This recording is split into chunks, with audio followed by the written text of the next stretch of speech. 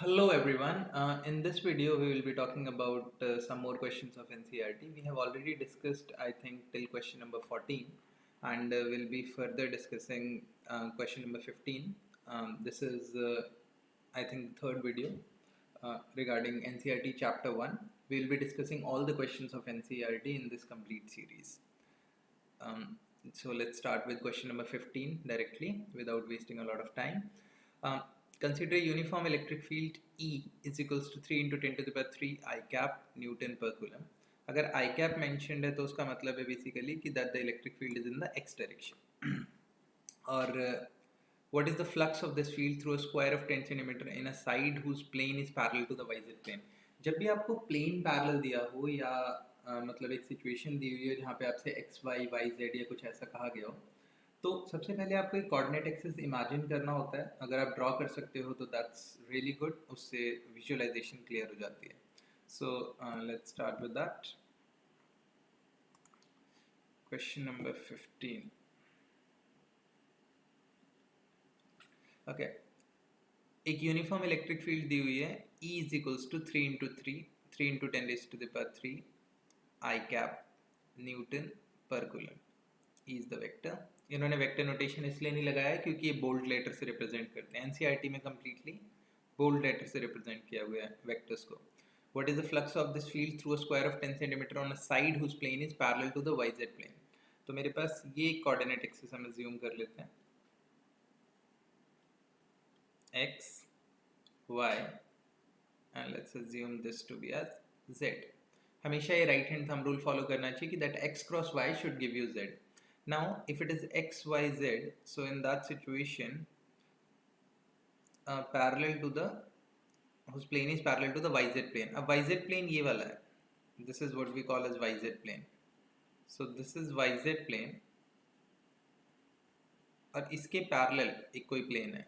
तो वो plane let's say कि यहाँ पे कहीं पे होगा. It's not mentioned कहीं पे भी होगा, लेकिन ये parallel to yz है, ये mentioned है. So it will be somewhat like this. This is the parallel to yz plane. Now it's given that it is a square of side 10 centimeter. ये एक square है जिसकी side length 10 है. Electric field I cap direction में, मतलब this is the direction of electric field. E is equals to 3 into 10 to the power 3 I cap Newton per coulomb. और इसका जो एरिया वेक्टर होगा, ये जो पर्टिकुलर सरफेस है, इस सरफेस का जो एरिया वेक्टर होगा वो भी इसी डायरेक्शन में होगा, इलेक्ट्रिक फील्ड की डायरेक्शन में. ये दोनों सेम डायरेक्शन में होंगे क्योंकि area vector perpendicular to the surface होता है. सो मुझे क्या निकालना है? I need to find out the flux. तो फाई होता है E dot A. E dot A electric field मुझे पता है, एरिया मुझे पता है, कॉस 0 है क्योंकि दोनों एक ही डायरेक्शन में है. हाँ, जब आप एरिया का एक्सप्रेशन लिखोगे तो आप वहाँ पे यूज़ करोगे, सेंटीमीटर्स में दिया हुआ है तो आप वहाँ पे मीटर यूज़ करोगे. 10 इंटू 10 टू द पावर -2, और चूँकि स्क्वायर है तो स्क्वायर का area A square, side square. इसको सॉल्व कर लो, जो भी रिजल्ट आएगा that will come as 5. These many 5 के लिए यूनिट क्या होगी? तो 5 is E A newton per coulomb metre square. So newton per coulomb into metre square. This will be the, या newton metre square per coulomb कोई भी represent कर सकते हो. This will be the value of 5. It will come out to be 10 to the power -2, 30 आएगा शायद. या so this is the flux. First question. इसी का दूसरा पार्ट है, what is the flux through the same square if the normal to its plane makes an angle 60 degree with the X axis. इसी square से flux कितना होगा अगर इसका नॉर्मल चेंज हो जाए. मतलब देखो, पहले ही सरफेस ऐसे था कुछ, अब इसको चेंज कर दिया गया कुछ ऐसे, सो दैट इसका जो नॉर्मल है यानी इसका जो परपेंडिकुलर है that makes an angle of 60 with the X axis. यानी इलेक्ट्रिक फील्ड की डायरेक्शन में जो एक्स एक्सिस है, जो इलेक्ट्रिक फील्ड है वो एक्स की डायरेक्शन में है, एरिया वेक्टर यहाँ है, तो दोनों के बीच में एंगल ऑफ 60 दिया हुआ है. मतलब जो प्रेजेंट सिचुएशन है यानी जो इसका बी पार्ट है क्वेश्चन का, that goes is like this. The surface is somewhat in this manner, so that the electric field points, sorry, the area vector points in this direction, electric field is somewhere here, angle is 60, so the flux will come out to be EA cos 60, eventually will turn out to be EA by 2. E पता है, A पता है, 2, मतलब जो भी इसकी value, मतलब 15 आ जाएगा newton metre square per coulomb. This was question number 15. Moving to the next question 16. What is the net flux of the uniform electric field of exercise 1.15। अच्छा, सेम क्वेश्चन में हमें नेट फ्लक्स निकालना है through a cube of side 20 centimetre और oriented so that its faces are parallel to the coordinate planes। okay fine। वहाँ 15 में क्या था, मेरे पास एक सरफेस था, एक प्लेन था। अब यहाँ क्या किया गया क्वेश्चन नंबर 16 में, आपको एक क्यूब दे दिया गया और आपसे पूछा है उस क्यूब के अंदर नेट फ्लक्स कितना है। तो let's say we have a situation, let's make a coordinate axis again and make a cube जिसका cube of side 20 centimetre oriented so that its faces are parallel to the coordinate planes. Cube के 6 faces होते हैं और 3 parallel planes हैं। तो effectively कुछ ऐसी situation है that the faces are parallel to the coordinate plane। अगर आप देखो यहाँ पे ध्यान से, तो ये वाला जो फेस है वो yz के पैरेलल है, ये वाला फेस भी yz के पैरेलल है, आगे पीछे वाले जो फेसेस हैं वो xy के पैरेलल है, ऊपर नीचे वाले जो फेसेस हैं वो xz के पैरेलल है प्लेन के रिस्पेक्ट में। इलेक्ट्रिक फील्ड हमें पिछले क्वेश्चन वाली लेनी है, तो E मुझे ऑलरेडी गिवन है 3 × 10⁻³ और चूंकि आई कैप दिया हुआ है तो फिर वो x डायरेक्शन में है। अब आपसे पूछा गया नेट फ्लक्स बताओ कितना है। तो देखो, सबसे पहली चीज़ तो क्यूब में 6 फेसेस होते हैं, लेकिन जो फ्लक्स है वो सिर्फ 2 फेसेस से पास करेगा, एक इस वाले से और एक इस वाले से, क्योंकि बाकी किसी फेस से फ्लक्स पेनिट्रेट नहीं करेगा। यहाँ मेरे पास ये क्यूब है, इस क्यूब में फ्लक्स यहाँ से अगर फील्ड इधर से आ रही है तो यहाँ से एंटर करेगी, यहाँ से बाहर निकल जाएगी, इनमें कहीं पे भी ये एंटर नहीं करेगी, पेनिट्रेट नहीं करेगी, इनके पैरेलल आएगी लेकिन पेनिट्रेशन नहीं होगा। तो फिर 4 फेसेस से तो कोई फ्लक्स है नहीं, मुझे इन दोनों फेसेस से फ्लक्स निकालना है। अगर यहाँ हम ध्यान दें तो इलेक्ट्रिक फील्ड की डायरेक्शन ये है, लेकिन जो एरिया वेक्टर है वो कन्वेंशनली आउटवर्ड नॉर्मल लिया जाता है। तो एरिया वेक्टर की डायरेक्शन यहाँ पे ये है A1। यहाँ पे इलेक्ट्रिक फील्ड इस तरफ है, इलेक्ट्रिक फील्ड तो हमेशा x की डायरेक्शन में ही है, और एरिया वेक्टर भी इस तरफ है A2।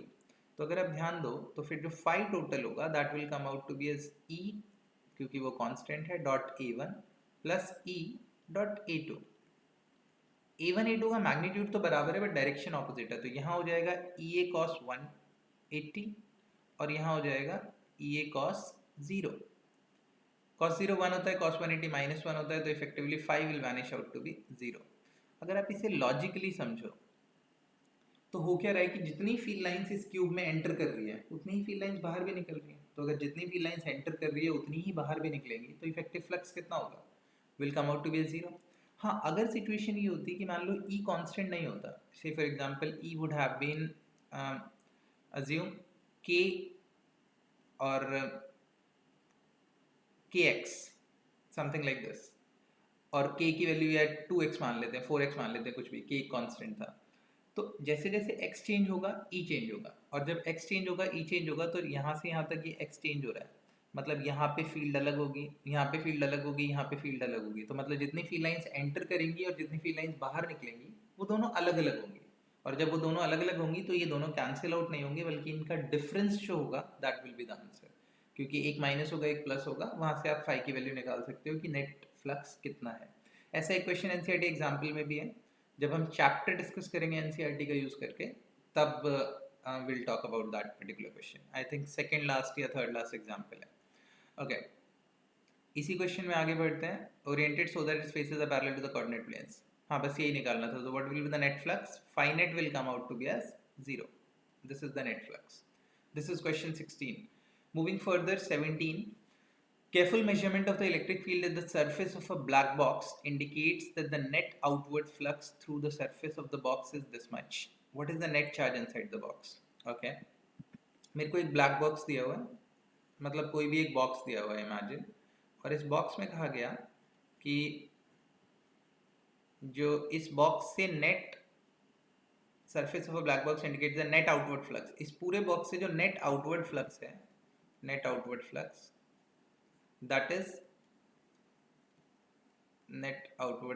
that is phi net, which is given to you as 8 into 10 to the power 3, 8.0 into 10 raised to the power 3, जो भी वैल्यू है उसकी। What is the net charge inside the box? मुझे net charge बताना है box के अंदर कितना होगा। अब चूंकि ये सरफेस क्लोज्ड है, तो ये आपने पढ़ा है गॉसेस में कि कोई भी सरफेस अगर क्लोज्ड है तो उससे निकलने वाला नेट फ्लक्स जो भी होगा वो नेट फ्लक्स हमेशा phi total will be q enclosed upon epsilon naught. This is what we call Gauss's law. दूसरे तरीके से E dot D a closed integral. EDA flux होता है जब इसको क्लोज इंटीग्रल कर देते हैं, मतलब एक क्लोज सरफेस से टोटल फ्लक्स कितना है.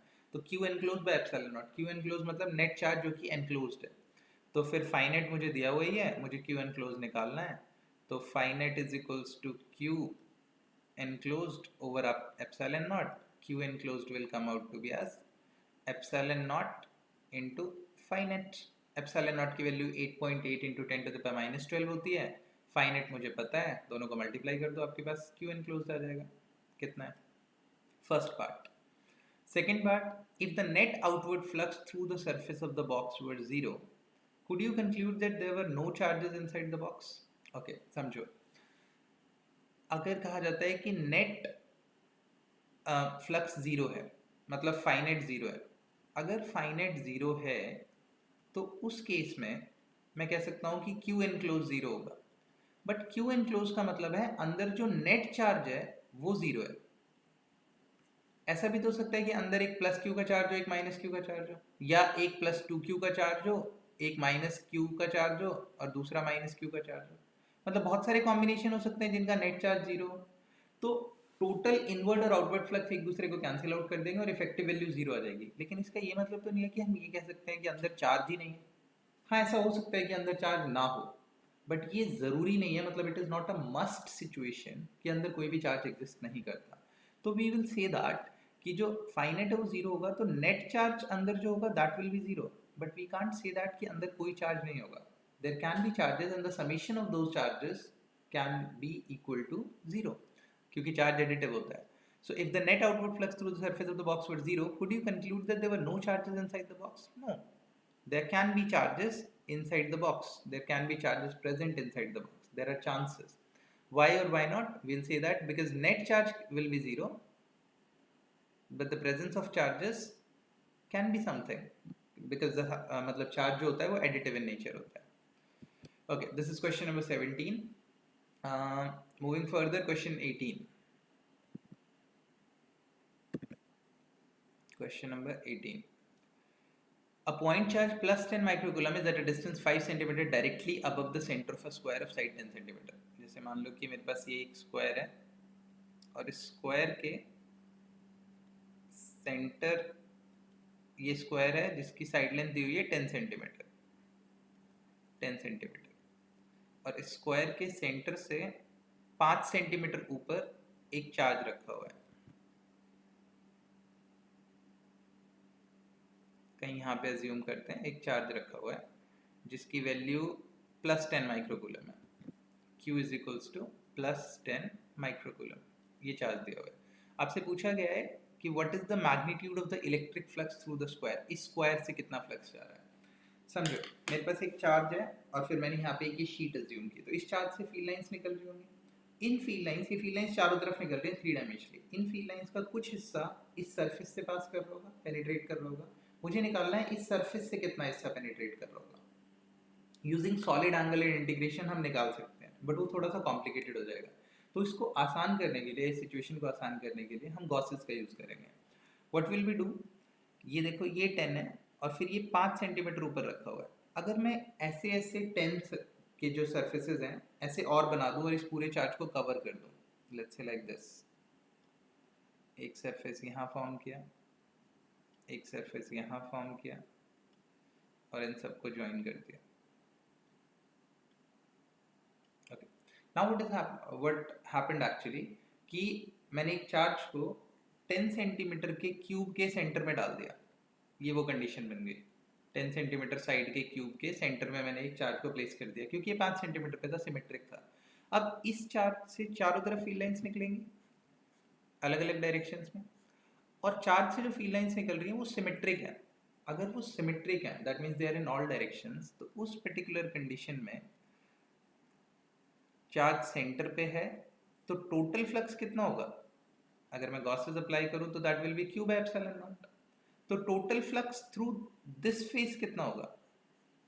चूंकि क्यूब के 6 फेसेस होते हैं और सबसे सिमेट्रिकली फील्ड लाइंस पास हो रही हैं, तो इफेक्टिवली फ्लक्स जो कि रिक्वायर्ड है, जो कि मुझसे पूछा गया है एक फेस में, वो कितना होगा. तो 1/6 times Q over epsilon not. This is the answer. Charge की वैल्यू आपको पता है, आप पुट कर दो. एप्सिलॉन नॉट की वैल्यू आपको पता है, पुट कर दो, रिजल्ट आ जाएगा. This is one case. ऐसा ज़रूरी नहीं होता कि चार्ज सेंटर में ही होता. अगर 5 की जगह ये 8 सेंटीमीटर पे होता ना, तो क्वेश्चन सॉल्व करना काफ़ी मुश्किल हो जाता. इसीलिए ऐसा क्वेश्चन कभी आएगा ही नहीं. तब हमें इंटीग्रेशन अप्लाई करना पड़ता और तब मेरे पास जाके रिजल्ट निकलता. दूसरा केस, ज़रूरी नहीं है कि क्यूब के सेंटर पे ही चार्ज रखा जाए. बहुत सारे केसेस बनेंगे और इनफैक्ट बहुत सारे एंट्रेंस एग्जाम्स में आ चुके हैं. अगर क्यूब के सेंटर की जगह, मतलब चार्ज क्यूब के सेंटर की जगह एक वर्टेक्स पे रखा हुआ है, जैसे मान लो कि यहाँ पे एक चार्ज रखा हुआ है, तो जब यहाँ पे चार्ज रखा हुआ है तो फील्ड लाइंस निकलेंगी फ्रंट फेस, बॉटम फेस और लेफ्ट फेस. मतलब इस फेस और सामने वाला जो फेस है, इनसे फील्ड लाइंस पास नहीं करेगी. फील्ड लाइंस सिर्फ इससे पास करेगी. 1 2 3. 1 ऊपर वाला, पीछे वाला 2 और फिर इस साइड वाला 3. तो और फिर ये जो चार्ज है, ये चार्ज खुद एक वर्टेक्स पे रखा हुआ है. वर्टेक्स पे रखा हुआ है मतलब इसका सिर्फ 1/8 कंट्रीब्यूशन है इस क्यूब में. बाकी सारा का सारा कंट्रीब्यूशन बाहर है. इसको हम डिटेल में जब हम चैप्टर डिस्कस करेंगे तो वहाँ पे डिस्कस करेंगे. या मतलब यू कैन सी दैट जहाँ पे चैप्टर डिस्कशन हुआ होगा वहाँ पे हम कर सकते हैं. वहाँ पे will be talking about it.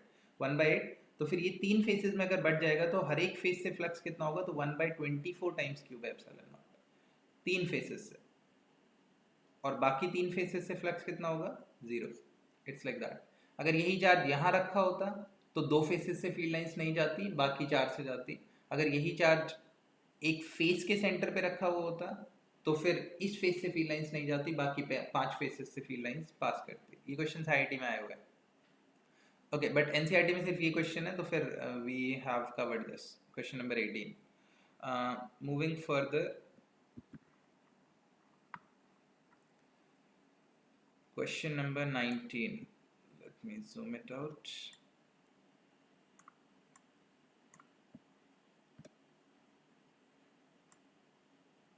Okay, question number 19. Now we have the situation as a point charge of 2 microcoulomb is at the center of a cubic Gaussian surface 9 centimeter on inch. What is the net electric flux? देखो कुछ भी नहीं है, मतलब एक point charge रखा हुआ है. यही सिस्टम एज्यूम कर लो. एक क्यूब है, उसके बीच में एक पॉइंट चार्ज रखा हुआ है, सेंटर पे surface 9 centimetre. What is the net electric flux? Answer is cube epsilon not. कोई भी साइड लेंथ हो, कुछ भी हो, उससे कोई फर्क नहीं पड़ता. अगर चार्ज सेंटर पे रखा हुआ है और वो पूरा क्लोज है, तो बॉडी किसी भी shape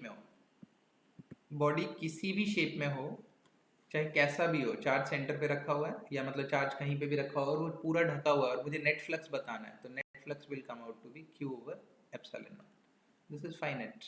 no need to check for the dimensions और एनीथिंग कि क्यूब की क्या साइड लेंथ है, जरूरत ही नहीं है. This is 1.19. 1.120. A point charge causes an electric flux of -1 into 10 to the power 3 Newton meter square per coulomb to pass through a spherical Gaussian surface. -1 इसका मतलब है कि जो फ्लक्स है वो एंटर कर रहा है. तो एक स्फेरिकल गॉसियन सरफेस है और इससे जो यहाँ पे जो फ्लक्स है that is -1 into 10 to the power 3 Newton meter square per coulomb. This is the value of the flux. और फिर चूंकि माइनस है तो फिर इसका मतलब वो फ्लक्स जो है वो बेसिकली एंटर कर रहा होगा, नेट फ्लक्स एंटर कर रहा होगा. ओके, आगे आपसे पूछा गया है, इसका रेडियस दिया हुआ है आपको 10 सेंटीमीटर. और if the radius of the Gaussian surface were doubled, how much flux would pass through the surface? See, ये आपके पास पहले से फ्लक्स पास कर रहा है. यहाँ पे फ्लक्स पास कर रहा है कहने का मतलब इतनी फील्ड लाइंस इस सरफेस को पेनिट्रेट कर रही हैं, एंटर कर रही है. अगर अब मैं इसका रेडियस डबल कर दूं, 10 की जगह 20 कर दूं, तो अगर मान लो कि पहले 1 2 3 4 5 6 7 फील्ड लाइंस पास कर रही थी, अभी भी तो 7 ही कर रही हैं. मतलब चाहे सरफेस, मतलब जो स्फेयर है उसका रेडियस डबल कर दिया जाए, चाहे ट्रिपल कर दिया जाए, चाहे हाफ कर दिया जाए, चाहे 1/4 कर दिया जाए, जो नंबर है वो तो फिक्स ही रहेगा ना. उससे क्या ही फर्क पड़ रहा है, क्योंकि अगर मैं नंबर की बात कर रहा हूँ तो नंबर, वो सारी की सारी फील्ड लाइंस तो इसी को पास कर रही हैं. ऐसा तो है नहीं कि कुछ यहाँ घूम के और वापस आ गई. This is not possible. ये पॉसिबिलिटी नहीं है. और अगर ये पॉसिबिलिटी है भी तो फिर जितनी फील्ड लाइंस यहाँ से निकली उतनी वापस चली गई, तो इसका तो कोई इफेक्ट ही नहीं आ रहा। तो इफेक्टिवली अगर मैं रेडियस को डबल कर दूँ, हाफ कर दूँ, उससे कोई फर्क नहीं पड़ेगा, फ्लक्स विल रिमेन सेम, जो जितना था वो उतने का उतना ही रहेगा। तो ए पार्ट तो खत्म, A is same. B part, what is the value of point charge, निकाल सकते हो। टोटल फ्लक्स दिया हुआ है मुझे, चूंकि क्लोज सरफेस है तो Q enclose by epsilon naught, phi मुझे पता है, एप्सिलॉन नॉट मुझे पता है, चार्ज एन क्लोज आ जाएगा, it will come out to be as negative. और यहाँ पे भी ये नेट चार्ज होगा, नहीं अच्छा इन्होंने ऑलरेडी कहा हुआ है कि सिर्फ एक पॉइंट चार्ज ही है, तो फिर वो मुझे पॉइंट चार्ज की वैल्यू निकालनी है वहाँ पे। 21, a conducting sphere of radius 10 cm has an unknown charge. A conducting sphere, जब स्फेयर कंडक्टिंग होता है तो ध्यान रखना चार्ज सारा बाहर की तरफ आ जाता है सरफेस पे। Radius 10 cm has an unknown charge. If the electric field 20 cm from the center of the sphere is 1.5 into 10 to the power 3 Newton per coulomb, okay, and points radially inward, that means negative है. What is the net charge on the sphere? Okay, easy है। Let's say मेरे पास एक situation है, एक conducting sphere है जिसका radius है 10 centimetre, 10 centimetre, has an unknown charge, मुझे नहीं पता चार्ज कितना है। If the electric field 20 centimetre from the centre, यहाँ से 20 सेंटीमीटर दूर इलेक्ट्रिक फील्ड, यहाँ पे मान लो ये पॉइंट P था, जो इलेक्ट्रिक फील्ड है वो मुझे दी हुई है 1.5 into 10⁻³ newton per coulomb, and it points radially inward, जो इलेक्ट्रिक फील्ड है वो अंदर की तरफ पॉइंट कर रही है, this is the direction of electric field. जब electric field radially inward point कर रही है तो हम उसे लिखते हैं -r कैप, अंदर की तरफ पॉइंट कर रही है, और इनवर्ड पॉइंट कर रही है मतलब यहाँ पे जो चार्ज है वो नेगेटिव नेचर का है, पहला का। What is the net charge on the sphere, तो जो फील्ड होता है that is given as 1/4πε0, magnitude की बात कर रहा हूँ मैं, सिर्फ मैग्नीट्यूड, q/r²। स्फीयर के लिए हम फील्ड को ऑलमोस्ट सेंटर पे, मतलब चार्ज को एक सेंटर पे अज्यूम कर सकते हैं, लेकिन सिर्फ स्फीयर के लिए, अगर यहाँ कोई और शेप की बॉडी होती तो ये रिजल्ट नहीं लगता। 1/4πε0 q/r², 9 × 10⁹, q की वैल्यू मुझे निकालनी है, r मुझे पता है 20 सेंटीमीटर, तो 20 × 10⁻² का होल स्क्वायर, ये SI में कन्वर्ट करना मत भूलना, बहुत इंपॉर्टेंट है। This is what we call electric field, और फिर यहाँ से आप ये वैल्यू कैलकुलेट कर सकते हो, मतलब सॉरी इलेक्ट्रिक फील्ड आपको दिया हुआ है, आप यहाँ से चार्ज की वैल्यू निकाल सकते हो, बट जो आंसर आएगा that won't be just q, it will be -q, remember that. This is question number 21। 22, a uniformly charged conducting sphere of 2.4 meter diameter has a surface charge density of 80 microcoulomb per meter square। एक uniformly charge conducting sphere है, बना लेते हैं step by step. Uniformly charged conducting sphere, uniformly charge मतलब जो charge है वो uniformly spread है इस पे पूरे सिस्टम पे। Uniformly charged conducting sphere of 2.4 meter diameter, the dia is given to you as 2.4 meter, has a surface charge density of 80 microcoulomb per meter square। surface charge density जो normally हम sigma से denote करते हैं, that is given as 80.0 microcoulomb per meter square। find the charge on the sphere। okay cool, let's say कि इस पे charge q है और इसका रेडियस r है, तो फिर सरफेस चार्ज डेंसिटी यानी कि सिग्मा होगा कितना, तो चार्ज जो कि यूनिफॉर्मली स्प्रेड है divided by the area which is 4πr²। आपको सिग्मा दिया हुआ है क्वेश्चन में, क्यू आपको निकालना है, डायमीटर 2.4 है तो रेडियस 1.2 हो जाएगा, 4πr² आप लिख सकते हो, तो क्यू की वैल्यू क्या हो जाएगी, सिग्मा इंटू 4πr²। कैलकुलेशन है वो that you can do.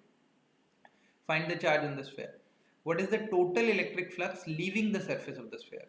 Okay, कितना इलेक्ट्रिक फ्लक्स यहाँ पे सरफेस को लीव कर रहा होगा, ये मुझे यहाँ पे बताना है। देखो यहाँ ये चीज समझने वाली है कि total electric flux leaving the surface आपसे पूछा गया है। चूंकि ये कंडक्टर है तो कंडक्टर में जो सारा का सारा चार्ज होता है वो, जैसे मान लो कि ये कंडक्टर की थिकनेस है, तो वो सारा का सारा चार्ज स्प्रेड आउट होके बाहर की तरफ आ जाता है, मतलब only out of the surface. तो अगर यहाँ पे क्वेश्चन पूछा जाता what is the total electric flux penetrating the surface, तो आंसर होता 0। पेनिट्रेटिंग द सरफेस, क्योंकि कोई भी फील्ड लाइंस इसको पेनिट्रेट करके नहीं निकल रही है, लेकिन यहाँ क्वेश्चन पूछा गया है what is the total electric flux leaving the surface, so मतलब जस्ट यहाँ पे बाहर का कितना पार्ट है मुझे ये बताना है, तो कितना सरफेस कितना फ्लक्स उसको लीव करके जा रहा है। So that will come out to be a same only, which will be phi total is equals to Q by epsilon not, क्योंकि स्फीयर क्लोज्ड है और फिर मैं डायरेक्ट गॉसेस अप्लाई कर सकता हूँ, चार्ज मुझे पता है, एप्सिलॉन नॉट पता है, दोनों को सॉल्व कर दो आपके पास वैल्यू आ जाएगी। ध्यान रखने वाली चीज ये है कि पेनिट्रेटिंग और सरफेस पे लीविंग, इन दोनों में फर्क है, क्योंकि ये कंडक्टर है। अगर ये नॉन कंडक्टर होता तो फील्ड लाइंस पेनिट्रेट भी वही करती और सरफेस से मतलब लीव भी उतनी करती, बट ये चूंकि कंडक्टर है तो लीविंग और पेनिट्रेशन में फर्क होगा। Penetration will be 0, leaving is this much, Q over epsilon naught, the normal value. Question number 22. Question 23. An infinite line charge produces a field of this much at a distance of 2 cm. Calculate the linear charge density. 23. Okay. एक infinite line charge है, produces a field of 9 into 10 to the power 4. ये infinite charge है, यहाँ पे जो field है that is 9 into 10 to the power 4 Newton per coulomb at a distance of 2 cm. आपसे पूछा गया calculate the linear charge density, आपको लैम्डा बताना है इस पे कितना होगा, डायरेक्शन नहीं सिर्फ मैग्नीट्यूड बताना है। तो इलेक्ट्रिक फील्ड होता है लीनियर चार्ज की वजह से lambda by 2 pi epsilon naught r. E पता है, आर भी पता ही है, लैम्डा की वैल्यू निकालनी है। अच्छा, इस तरह की सिचुएशन को हमेशा ऐसे कन्वर्ट कर लिया करो, थोड़ा आसान हो जाता है, बिकॉज 1/4 पाई एप्सिलॉन नॉट की वैल्यू आपको पता है ना, लैम्डा बाय आर ई। तो ये हो गया 9 into 10 to the power 9, lambda निकालना है, आर है 2 centimetre, 2 into 10 to the power -2, E की वैल्यू दी हुई है 9 into 10 to the power 4, solve कर लो, वैल्यू आ जाएगी लैम्डा की जो भी है। लैम्डा की यूनिट क्या होगी, तो it is linear charge density coulomb per metre, SI system. This is question 23। Moving on question number 24। If you have to note it down any of these, you can simply pause it and note it down. Two large thin metal plates are parallel and close to each other. On their inner faces, the plates have surface charge densities of opposite signs and magnitude 17 into 10 to the power -2. Okay, बना लेते हैं situation को। Two large thin metal plates, मेरे पास यहाँ पे एक metal plate है और ये भी एक मेटल प्लेट है, are parallel and close to each other. On their inner faces, the plates have surface charge densities of opposite signs. मान लो कि इस पे पॉजिटिव है only on the inner faces और इस पे नेगेटिव है। एक और चीज़, अगर ये दोनों अलग अलग रखे होते तो ऐसा हो ही नहीं सकता था कि चार्ज सिर्फ एक ही फेस पे होता, क्योंकि कंडक्टर है वो यूनिफॉर्मली स्प्रेड हो जाएगा, दोनों फेस पे आ जाएगा। लेकिन चूंकि ये पास रखे हुए हैं तो वो पॉजिटिव ने नेगेटिव को खींच लिया, नेगेटिव ने पॉजिटिव को खींच लिया और वो दोनों एक दूसरे के पास आ गए। तो that is why they are only at the inner faces और आउटर फेसेस पे कुछ नहीं है। Surface charge densities of opposite signs. Two large thin metal plates are parallel and close to each other. On their inner faces, the plates have surface charge densities of opposite signs and magnitude this much. मान लेते हैं हम sigma है, sigma की value मुझे दी हुई है question में, that is 17.0 into 10⁻⁻² coulomb per metre square. What is E in the outer region of the first plate, in the outer region of the second plate, and between the plates? Region 1, region 2, region 3. हम assume कर लेते हैं। First part में आपसे पूछा गया question के in the outer region of the first plate.